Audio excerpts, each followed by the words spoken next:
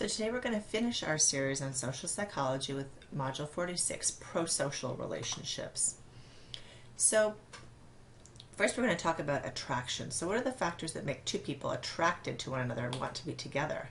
So some of the things that we talk about are going to be talking about are proximity, so that's how far away you are from one another, exposure, familiarity, and attractiveness. So what can develop after you have attraction is romantic love, with passion, compassion, self-disclosure, positive reaction, and support. So proximity and exposure, how do those things affect attraction?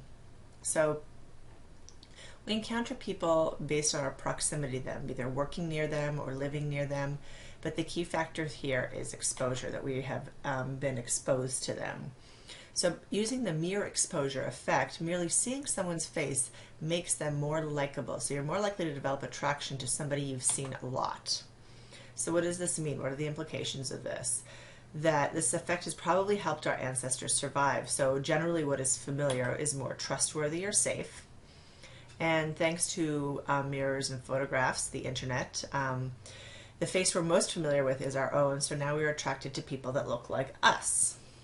So for example, they did a study and they found that voters were more likely to vote for a candidate when the picture was a combination of their characteristics and the individual's characteristics as well. So you can see this image that they merged George Bush's features with the voter, although to me that still looks a lot like George Bush, but that George Bush becomes more attractive to you because he looks more similar to you. So people who are rated as physically attractive become the objects of emotional attraction. They can be seen as healthy, happy, successful, and socially skilled, although not necessarily as being more caring. We know that being attractive doesn't make you any happier than the average person, and it doesn't necessarily mean that you have any higher esteem. In fact, they actually might start distrusting people who say that they're attractive because, they don't really know if people are being sincere or not. You can see that a lot with a lot of our Hollywood celebrities. So who is rated as physically attractive? So this differs from culture to culture about what body features and facial features are deemed attractive. And this varies across culture, which suggests an evolutionary influence. So we are obviously designed to, this goes back to the proximity effect as well, but to be more attracted to people who are near to us and that will continue our genetic line. So men apparently seek youth and fertility, and women seek maturity, masculinity, and affluence. And so women, because they bear the children, they want to be protected. So that's what they seek, and they want their children to be cared for. And men want somebody who's going to provide them with children. And both genders like facial symmetry, meaning the face is the same on the right and the left, and averageness. So but we also, in addition to physical characteristics, also find people being nice and loved ones attractive. So do opposites attract? We've probably heard that a lot. Not generally.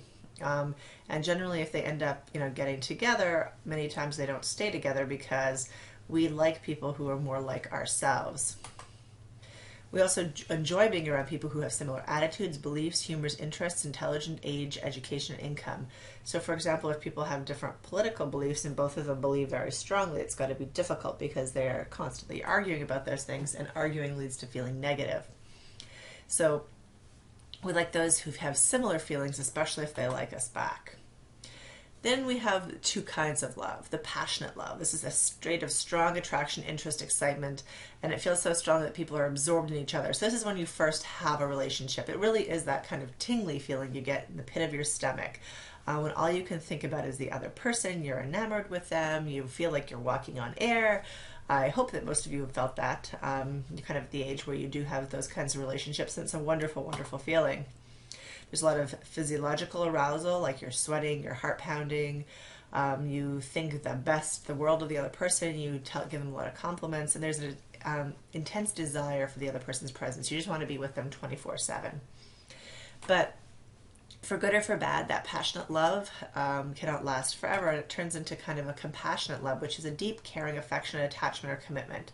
So I've been married now going on 11 years, and I can say that while I still have passion for my husband, we are definitely in the more compassionate love thing. And there's a sense of commitment, a deep caring that, we're going to be together forever. And it's more than just the desire to be together, although I enjoy spending a lot of time with him. But our lives are very much intertwined with one another now that we have 3 children together. We've, purchased a house together. We've gone through many of life's events together. And so our lives, for the last 15 years since we started dating have been very much intertwined. So what are the keys to a long-lasting relationship? So the first one is equity. So both partners giving and receiving, sharing responsibilities with a sense of partnership. So you hear that a lot when you talk to people, like, that there really is a partnership, that they feel like they're in this together. Self-disclosure. That you share yourself, your feelings, your hopes, your dreams, your worries, your good and your bad, and by sharing those things you increase intimacy. And that you have a lot of positive interactions and support. So you offer sympathy, concern, laughs, hugs. So you're there when the person is feeling bad. You're there when the person is feeling good, and you are able to help them through those difficult times. So kind of switching gears, we're going to talk a little bit about altruism. So altruism is the unselfish regard for the welfare of other people. So helping and protecting others without the need for personal gain, and doing it because it's the right thing to do despite potentially personal risk or sacrifice. So the psychology of altruism. Under what conditions do people help each other? How do bystanders make a decision about helping? And what are cultural norms that reinforce the motive to help other people? So Wesley Autry, who is a subway here, reported that I didn't feel like I did something spectacular. I just saw someone who needed help and I helped them. And so that's kind of the case of somebody who's behaving altruistically. So bystander intervention. So there was this famous case, I think it was in the 1960s, of this woman named Kitty Genovese, and she was being assaulted here in New York City, and they were screaming, and people kind of started gathering and looking outside their window. And ultimately, while there was a big group of people, nobody went to help her, and she actually ended up being murdered. And then social psychologists asked, why did this happen? There were all those people there. Why didn't anybody intervene? So there are kind of 4 steps along the way to helping something. The first is noticing the attention, so attention to the problem. Do people notice that something is happening? In the case of Kitty Genovese, the answer was yes. The appraisal. So is the incident an emergency? I don't think that her blood-curdling screams could be interpreted as anything else, so the answer would be yes. Then you have to take on a social role. You have to assume responsibility, and so we'll learn about why sometimes people do not assume responsibility. And assuming you take responsibility, then you have to take action in an attempt to help that person. However, there is what's called the bystander effect. So sometimes when there are crowds of people, like in the case of Kitty Genovese, nobody actually helps. And that's because of the bystander effect. Fewer people help when there are others available. So why does the presence of others reduce the likelihood that any one person will help? Largely it's because of the diffusion of responsibility. So it's not your responsibility. It could be anybody's there, and you're like, well, it's not my job to help this person. This person can help this person. And we tend to, as we learned earlier in the semester, when we're in crowds, we tend to kind of go along with what other people are saying. And so you can see on the graph on the right that the percentage of people helping decreases significantly with the number of people available to help. And so after a while, people start to rationalize something. They say, if nobody's helping, they must know he's dangerous or faking it. So it must be a reason that nobody is doing it.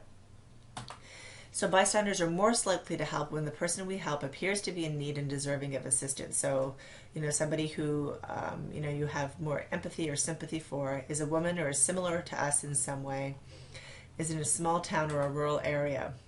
And so when we encounter this person, we're feeling some guilt or just saw somebody else trying to help. We're not in a hurry and not preoccupied, and the strongest predictor is if we're in a good mood.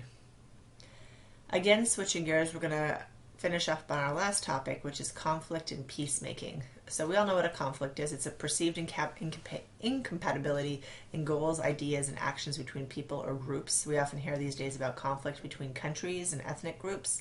So what factors can worsen or reduce conflict? So if you want to make peace, for example, you have the 4 C's. You have contact, exposure, interaction, familiarity, acceptance, and connection. You have cooperation, so you don't only want to find shared goals, but you also want to focus on some of the incompatible goals and see if you can't find some areas of common ground. You want to communicate effectively. Sometimes that's through the course of mediation, where you have somebody who's helping you with the communication. And then you have conciliation, which There are gestures that reduce the tension by showing intention to build alliances rather than winning conflicts. Smile, apologize, give small gifts, etc. Those can all be seen positively, and through those we see increases in peacemaking.